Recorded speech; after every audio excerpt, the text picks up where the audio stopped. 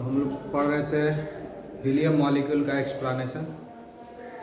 तो अगर हम इसको पॉली एक्सक्लूजन प्रिंसिपल के बेसिस पर भी एक्सप्लेनेशन करेंगे तो हीलियम का इलेक्ट्रॉनिक कॉन्फ़िगरेशन क्या होता है? 2, यही है ना, यानी ये 1s2 हो गया। तो ये जब कंप्लीटली फिल्ड है ना, ये भी कंप्लीटली फिल्ड है, दोनों ही हीलियम है और दोनों ही कंप्लीटली फिल्ड है। तो पॉली एक्सक्लूजन प्रिंसिपल क्या कहता है कि जब मर्ज होगा तो एक ऑर्बिटल कॉमन आएगा, ठीक है ना, कॉमन स्पेस आएगा, कॉमन रीजन आएगा, उसमें 2 ही इलेक्ट्रॉन रह सकता है। तो अगर ये मर्ज होगा तो 4 इलेक्ट्रॉन नजर आ रहा है। पहला है कि ये दोनों का स्पिन ऑलरेडी कैंसल है क्योंकि ऑलरेडी पेयर्ड है, क्योंकि अनपेयर्ड इलेक्ट्रॉन ही पेयरिंग कर सकता है ना, ऑलरेडी जो पेयर है वो तो पेयरिंग कर नहीं सकता है, तो ये भी संभव नहीं है। यहाँ ऑलरेडी स्पिन पेयर्ड है, यहाँ भी स्पिन पेयर्ड है, तो अब पेयरिंग बचा ही नहीं है करने के लिए, तो पेयरिंग होगा कैसे? तो पॉली एक्सक्लूजन प्रिंसिपल के हिसाब से भी He2 मॉलिक्यूल एग्जिस्ट नहीं कर सकता है और प्रैक्टिकली एग्जिस्ट नहीं करता है, इसलिए ये एक्सप्लेनेशन हो गया। अब हम लोग पढ़ेंगे ऑर्बिटल ओवरलैप कॉन्सेप्ट। तो अभी जब हम लोग एनर्जी कंसिडरेशन कर रहे थे तो उसमें देख रहे थे कि जब इंटरेक्ट करता है एटम तो उसका ऑर्बिटल जो है एक दूसरे को अप्रोच करता है और अंत में इतना अप्रोच होता है कि दोनों इंटरपेनेट्रेट कर जाता है। वही इंटरपेनेट्रेशन ऑफ ऑर्बिटल्स को हम लोग बोलते हैं orbital overlap. Interpenetration of orbital is known as orbital overlap. तो इसी एनर्जी कंसिडरेशन से हम लोग को पता चलता है कि ऑर्बिटल ओवरलैपिंग होता है, और जब ऑर्बिटल ओवरलैपिंग होगा तभी जो है शेयरिंग होगा। अगर ऑर्बिटल ओवरलैपिंग नहीं होगा तो सिर्फ पेयरिंग होगा, ठीक है।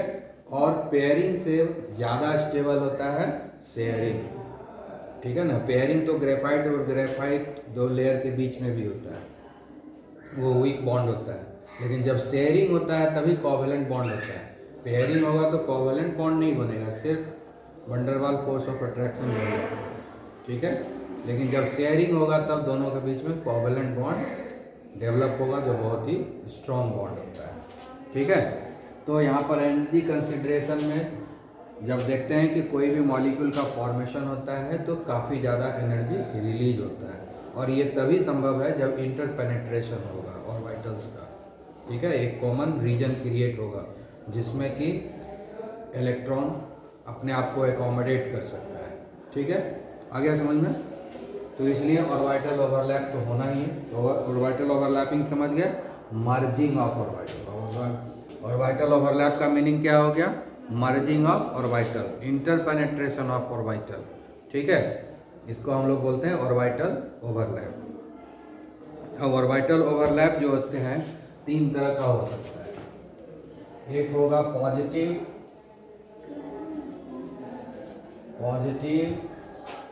ऑर्बिटल ओवरलैप, ठीक है। उसके बाद होता है नेगेटिव ऑर्बिटल ओवरलैप, और तीसरा होता है जीरो हो जाएगा, नेगेटिव, पॉजिटिव एंड जीरो, ठीक है ना।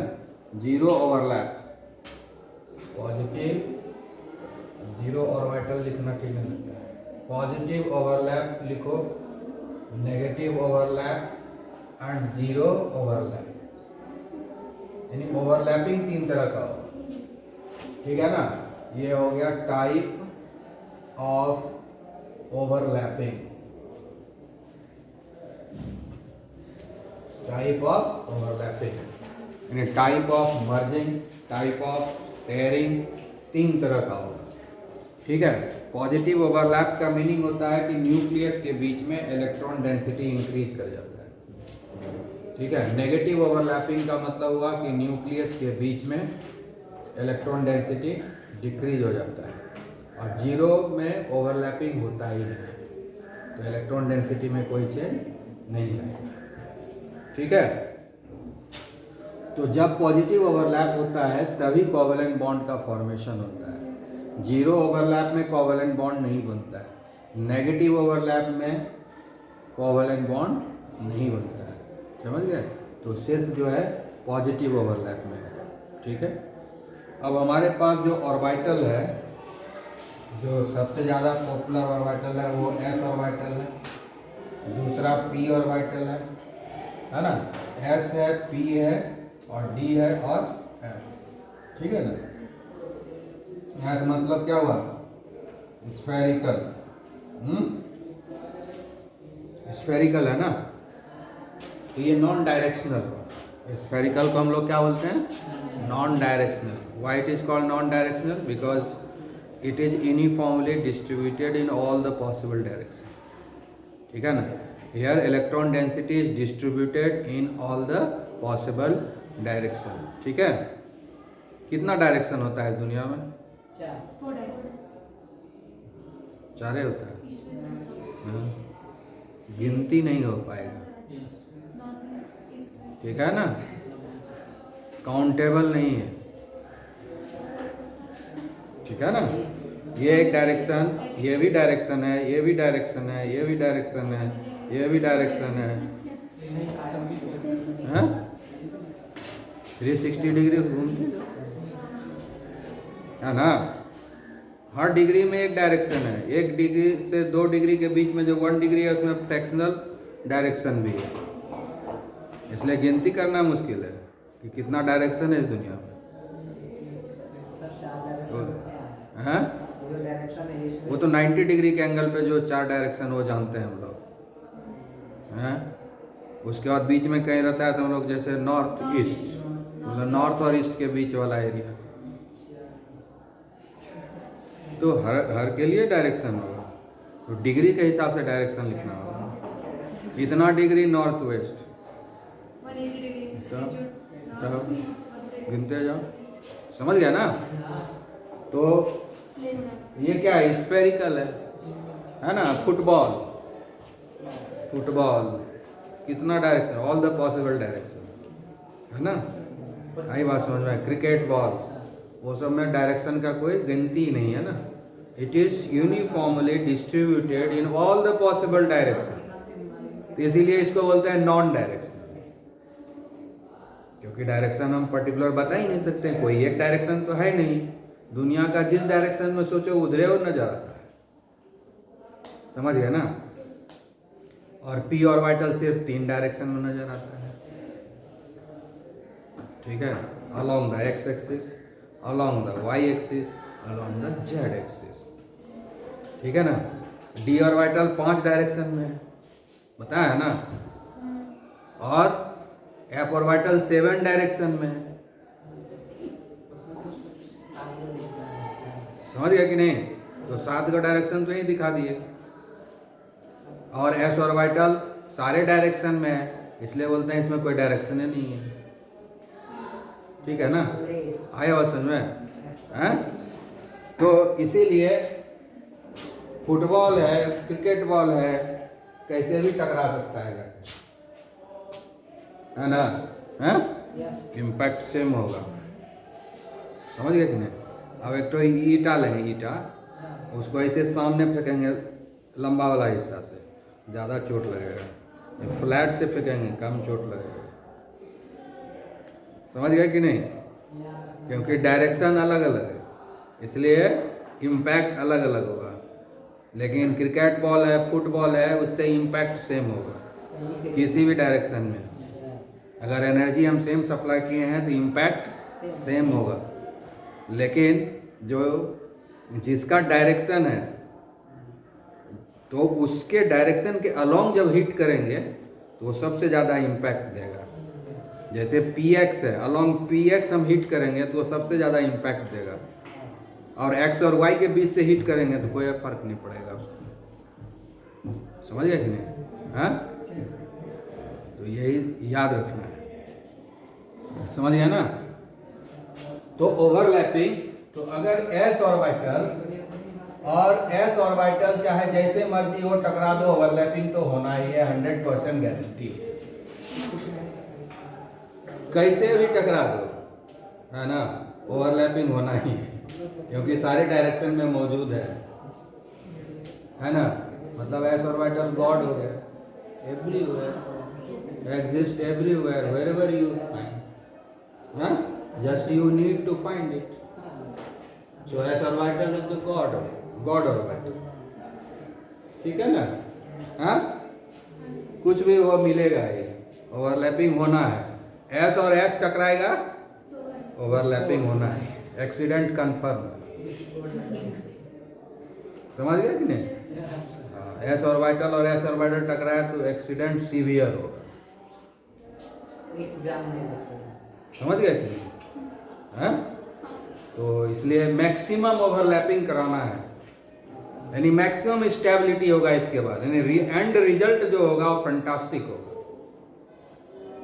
समझ गया? जब एस ऑर्बिटल और एस ऑर्बिटल, यानी सबसे ज्यादा एनर्जी रिलीज होगा जब एस ऑर्बिटल और एस ऑर्बिटल आपस में कोलाइड करेगा इंटरपेनेट्रेशन के लिए।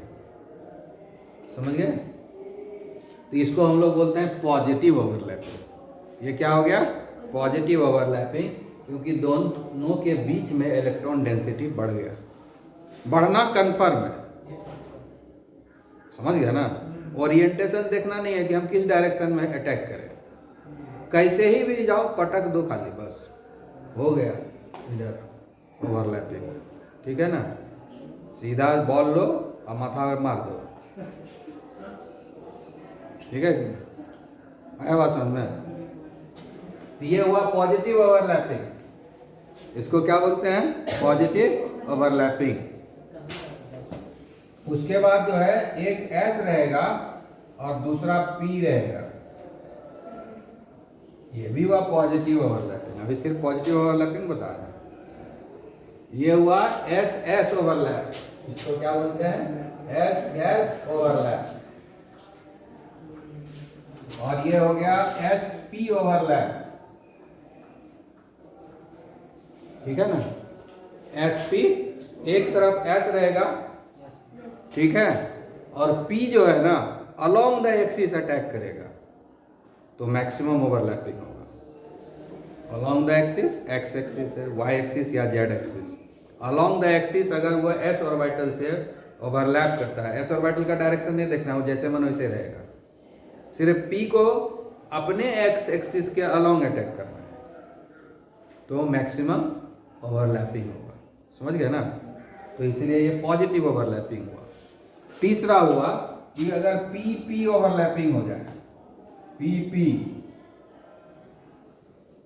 ठीक है, पी पी ओवरलैप,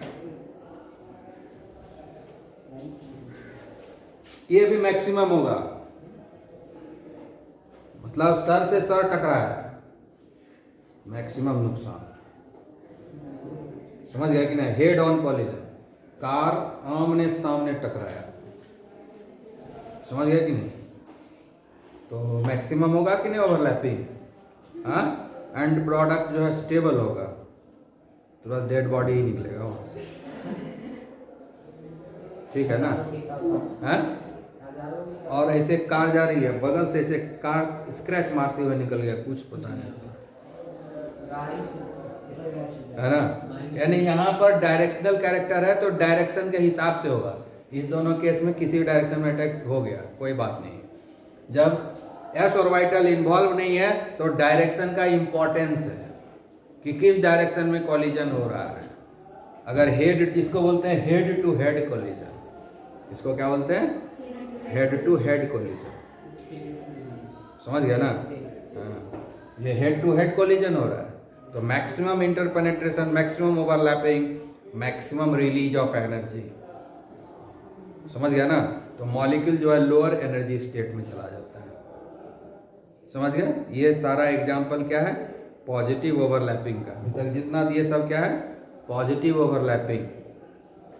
उसके अलावा पॉजिटिव ओवरलैपिंग और भी होता है। अब ये पॉजिटिव ओवरलैपिंग से दो तरह का बॉन्ड होता है।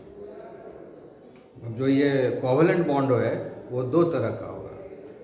Sigma bond, pi bond, sigma bond and pi bond, ये सब सिग्मा है जो टूटता नहीं। हाँ, ये सब सिग्मा है, सीधा सर में सर टकराया ना। पाए टूट जाता है। हाँ, पाई जो है थोड़ा लूज होता है ना। अब जैसे कि और एक बात याद रखना है, पाई बॉन्डिंग मतलब साइड ओवरलैपिंग। पाई बॉन्डिंग अकेले एग्जिस्ट नहीं करता है, सिग्मा अकेले एग्जिस्ट करता है। पाई बॉन्ड एग्जिस्ट करेगा सिग्मा के साथ, क्योंकि पहले मुंडी मुंडी टकराएगा तब ना साइड से हाथ पकड़ेगा। यस। हाँ? पहले मुंडी मुंडी मार है ना, जैसे देखते हो ना गाय भैंस सब मुंडी मुंडी मारता है, तो बाद में दोनों टांग ऐसे लड़ाएगा। हाँ? है कि नहीं? तो पहले मुंडी में टकराता है, उसके बाद ना बगल से वो दोनों हाथ निकालता है ऐसे, है ना।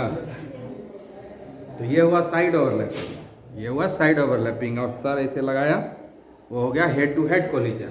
तो हेड टू हेड कोलिजन हुआ तो मैक्सिमम ओवरलैपिंग हो गया, ठीक है ना। मैक्सिमम रिलीज ऑफ एनर्जी हुआ, तो सबसे स्टेबल स्टेट हुआ। इसलिए उस तरह का जो बॉन्ड बना, वो सबसे मजबूत बॉन्ड बना, उसका नाम दिया गया है सिग्मा बॉन्ड। तो ये तीनों सिग्मा बॉन्ड है, समझ गए। ये तीनों जो हम केस दे रहे हैं, ये क्या है, सिग्मा बॉन्ड। समझ में आ गया। सिग्मा बॉन्ड सबसे स्टेबल बॉन्ड है, सिग्मा बॉन्ड। तो पॉजिटिव ओवरलैपिंग में ही सिग्मा होगा और पाई होगा, इस दोनों में तो सबका कोई चांस नहीं है, ठीक है ना। तो अभी हम पॉजिटिव ही बता रहे हैं, पॉजिटिव में सिग्मा होगा। अब हम लोग जरा पाई देख लेते हैं।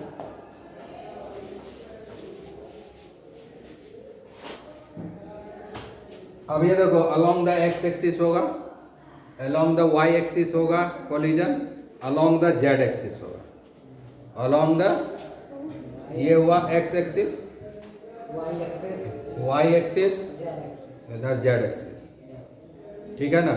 ये तीनों एक्सिस में अगर पी ऑर्बिटल यानी पी एक्स और पी एक्स ओवरलैप किया, पी एक्स और पी एक्स ओवरलैप किया along the X axis, along the X axis, तो मैक्सिमम ओवरलैपिंग होगा, ठीक है ना। फिर पी वाई और पी वाई आपस में टकराया, मैक्सिमम ओवरलैपिंग होगा। पी जेड और पी जेड आपस में टकराया, मैक्सिमम ओवरलैपिंग होगा, ठीक है। आगे बात समझ में, हेड टू हेड कोलिजन हो रहा है, क्लियर। अब देखो,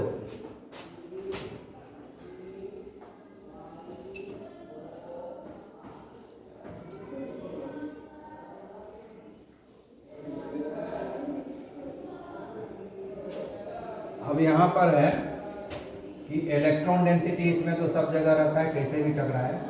इसमें इलेक्ट्रॉन डेंसिटी एक तरफ कम रहता है, एक तरफ ज़्यादा रहता है। तो जिधर इलेक्ट्रॉन डेंसिटी ज़्यादा रहता है वो लो भी मर्ज करेगा। इसमें नेगेटिव पॉजिटिव, पॉजिटिव, यहाँ नेगेटिव पॉजिटिव का मतलब स्ट्रक्चर ऑफ एटम में बताया था ना। नेगेटिव का मतलब होता है लोअर इलेक्ट्रॉन डेंसिटी, पॉजिटिव का मतलब होता है हायर इलेक्ट्रॉन डेंसिटी। और यहाँ ये नोड है, ये जीरो इलेक्ट्रॉन डेंसिटी, यहाँ कोई इलेक्ट्रॉन होने का कोई चांस नहीं है। इधर मैक्सिमम इलेक्ट्रॉन डेंसिटी है, इधर मिनिमम है। तो मैक्सिमम इलेक्ट्रॉन डेंसिटी और मैक्सिमम इलेक्ट्रॉन डेंसिटी आपस में जब कोलाइड करेगा तब जो है वहाँ पर मैक्सिमम होगा। तो यहाँ पर ओरिएंटेशन भी देखना है पी ऑर्बिटल में, पी ऑर्बिटल में ओरिएंटेशन भी देखना है कि किस डायरेक्शन में टकरा रहा है। एस में डायरेक्शन का प्रॉब्लम नहीं है, लेकिन पी में डायरेक्शन देखना होगा कि दोनों पॉजिटिव वाला सामने है कि नहीं, कि एक पॉजिटिव दूसरा नेगेटिव आ गया तब तो गया, कैंसिल हो जाएगा। हाँ, कैंसिल हो जाएगा, इलेक्ट्रॉन डेंसिटी जीरो हो जाएगा। समझ गए कि नहीं, ठीक है ना। ये भी देखो पॉजिटिव ओवरलैपिंग में, इधर पॉजिटिव, इधर पॉजिटिव, इधर नेगेटिव, इधर नेगेटिव, ये पॉजिटिव ओवरलैपिंग है, ठीक है। अब ये वाला देखो सिग्मा होगा, इधर पॉजिटिव, इधर नेगेटिव, इधर पॉजिटिव, यही है PP overlap along the Y axis. ठीक है।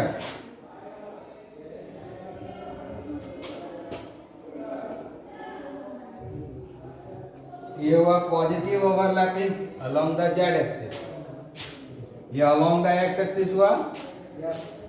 ये अलोंग द एक्स एक्सिस, ये हुआ अलोंग द वाई एक्सिस, और ये हुआ अलोंग द जेड एक्सिस। ये सब सिग्मा है। पीपी ओवरलैपिंग 3 तरह का हुआ। ये हो गया पी एक्स ओवरलैप, ये हो गया पी वाई ओवरलैप, और ये हो गया पी जेड ओवरलैप। ये सब सिग्मा बॉन्ड बनाएगा, ये सब के सब Sigma. सिग्मा बॉन्ड, क्योंकि हेड टू हेड कोलिजन हुआ है। और sigma कोलिजन. ठीक है ना। और ये साइड बाय साइड कोलिजन हुआ है, बगल में देख रहे हो। ये पाई, ये जो है पाई बॉन्ड बनाएगा। ये सब जितना था वो सब सिग्मा था, ये जो अभी मिटाया वो भी सिग्मा ही था। Yes. और ये क्या है, Pi. Pi bond. टूट जाए. ठीक है, साइड बाय साइड ओवरलैपिंग हो रहा है। ठीक है,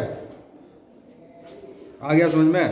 तो ये सारा जो है हम लोगों को पॉजिटिव ओवरलैपिंग मिल गया है। ठीक है, अब हम लोग नेगेटिव ओवरलैपिंग देखते हैं। पॉजिटिव ओवरलैपिंग समझ गया, ये सारे सब सिग्मा और साइड बाय साइड ओवरलैपिंग होगा। Pi. ठीक है, देखो पॉजिटिव लोब से मर्ज किया, नेगेटिव लोब से मर्ज किया, तो नेगेटिव तो और ज़्यादा कम हो जाता है ना। और नहीं, यहाँ रिपल्सन नहीं होगा, इलेक्ट्रॉन डेंसिटी और कम हो जाएगा। पॉजिटिव जब मल्टीप्लाई होगा तो और ज़्यादा बढ़ जाएगा। ठीक है ना, पॉइंट मल्टीप्लाई करते हैं, घटता है बढ़ता है, घट जाता है। पॉइंट 1 इंटू पॉइंट 1 करो, घट जाएगा सर. 0.01. समझ गए ना। तो वही हालत इधर है, नेगेटिव में। इधर पॉजिटिव है, इलेक्ट्रॉन डेंसिटी बढ़ जाएगा। समझ गए। और नेगेटिव ओवरलैपिंग हो जाएगा। अब देखो, इसमें तो खैर नेगेटिव ओवरलैपिंग होने का कोई चांसेस नहीं है, तो इसको हटा देते हैं। इसमें नेगेटिव ओवरलैपिंग होता ही नहीं। अब देखो नेगेटिव ओवरलैपिंग हो गया, समझे। यहाँ भी देखो नेगेटिव ओवरलैपिंग हो गया। ठीक है, प्लस माइनस को मैथ में मिलाते हैं क्या होता है ना, सब्ट्रैक्शन हो जाता है ना। हाँ, इलेक्ट्रॉन डेंसिटी घटेगा। हाँ, अब किसी के पास एक काम है, दूसरे के पास एक काम है, दोनों मिलकर 2 आम हो जाएगा। हाँ, अब एक के पास एक है और दूसरे के पास आधा है, तो 1.5 हो जाएगा, घट गया। समझ गया कि नहीं, आई बात समझ में। ये सब नेगेटिव ओवरलैपिंग हुआ, एक तरफ पॉजिटिव है एक तरफ नेगेटिव है, तो फाइनल इलेक्ट्रॉन डेंसिटी घट जाएगा। ये सब नेगेटिव ओवरलैपिंग का एग्जांपल हो गया। अलोंग द एक्सिस हो रहा है, समझ गया कि नहीं, अलोंग द एक्सिस हो रहा है, फिर भी नेगेटिव हो रहा है। समझ गया ना। तो यहाँ भी देखो पाई बॉन्ड में भी नेगेटिव ओवरलैपिंग हो गया, उल्टा दिए। ठीक है ना, नेगेटिव ओवरलैपिंग। तो जहाँ पर नेगेटिव ओवरलैपिंग होगा वहाँ पे बहुत ही वीक बॉन्ड बनेगा, जो एग्जिस्ट कर भी सकता है नहीं भी कर सकता है। ठीक है, आ गया समझ में। अब जो है जीरो ओवरलैपिंग क्या होगा। जीरो ओवरलैपिंग जैसे ये है जीरो ओवरलैपिंग, मर्जी ही नहीं हुआ। समझ गए। दूसरा उपाय है, ये है जीरो ओवरलैपिंग। ठीक है, यहाँ पर जीरो इलेक्ट्रॉन डेंसिटी होता है ना, यहाँ पर। हाँ, तो जहाँ जीरो इलेक्ट्रॉन डेंसिटी है वहाँ पर मर्ज किया जाके, तो ये जीरो ओवरलैप हुआ, ओवरलैपिंग ही नहीं। समझे? उसके बाद जो है ये आया और दूसरा इधर से ऐसे आया, ये भी जीरो ओवरलैपिंग हुआ। समझे? ये सब क्या है? जीरो ओवरलैप होता है। नेगेटिव ओवरलैपिंग, ये सब क्या हो गया? Zero overlapping. समझ में आ गया? हाँ? और एक जीरो ओवरलैपिंग होगा, ये मर्ज ही नहीं हुआ, ये हो गया जीरो ओवरलैपिंग। दोनों टकराया ही नहीं, रेलवे लाइन की तरह चल रहा है ना? साथ साथ हैं लेकिन नहीं साथ है, है ना? हाँ, साथ साथ होते हुए भी साथ नहीं है, रेलवे लाइन। समझ गया ना? कभी ओवरलैपिंग होगा ही नहीं, यही है ये। समझ में आया बात ना? तो ओवरलैपिंग जो है तीन तरह का होता है, zero overlapping, positive overlapping, negative overlapping. Zero overlapping में कोई बॉन्ड नहीं बनेगा, नेगेटिव ओवरलैपिंग में कोई बॉन्ड नहीं बनेगा, क्योंकि ये दोनों ही केस में एनर्जी इंक्रीज हो जाता है। और जो पॉजिटिव ओवरलैपिंग होता है उसमें एनर्जी डिक्रीज करता है। एनर्जी क्या करता है? डिक्रीज होता है, इसीलिए वहाँ पर कोवलेंट बॉन्ड बनेगा। ठीक है, आई बात समझ में? और कोवलेंट बॉन्ड दो तरह का हो गया है, सिग्मा एंड पाई। जब हेड टू हेड कोलिजन होगा तो सिग्मा होगा जो बहुत ही स्टेबल होगा, और साइड टू साइड ओवरलैपिंग होगा तो पाई बनेगा। और पाई अकेले कभी एग्जिस्ट नहीं है, यानी side to side overlapping direct नहीं होता है। हेड टू हेड कोलिजन होने के बाद अगर जगह है तो साइड टू साइड ओवरलैपिंग होगा, जगह नहीं है तो फिर नहीं होगा। तो सिग्मा अकेले एग्जिस्ट कर सकता है लेकिन पाई कभी अकेले एग्जिस्ट नहीं करेगा। And sigma bond is much more higher stable than the, ठीक है, that is why sigma bond is much stronger bond than the pi bond. समझ में आ गया ना? तो यही आंसर है, सिग्मा क्यों मजबूत है और पाई क्यों कमजोर है।